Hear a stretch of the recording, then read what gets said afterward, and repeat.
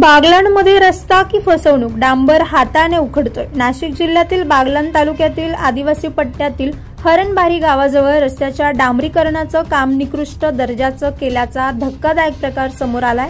धुळीमध्ये डांबर टाकल्यानं चक्क रस्त्याचा डांबर हाताने उखडतोय।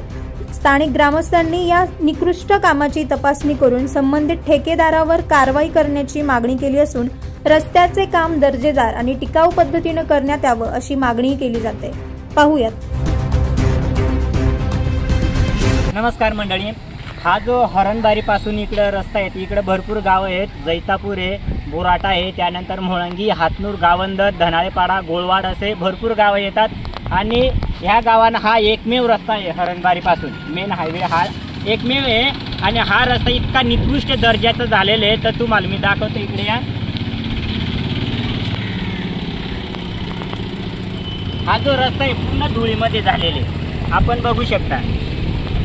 पूर्ण निकृष्ट दर्जाचा रस्ता झालेला आहे तर या रस्त्याकडे लवकरात लवकर लक्ष दिले पाहिजे, कारण की खेडे भागामध्ये कोणीच फिरून पाहत नाही। ग्रामीण लोक अजिबात बोलत नाही। त्याचा संधीचा फायदा हे ठेकेदार लोक घेतात आणि त्याच्यामुळे हा रस्त्याची नवीन दुरुस्ती झाली पाहिजे आणि चांगली क्वालिटीचा झाला पाहिजे, एवढंच आमची मागणी आहे, बस बाकी काही नाही। 9 न्यूज महाराष्ट्रासाठी आम्रपाली वाघ।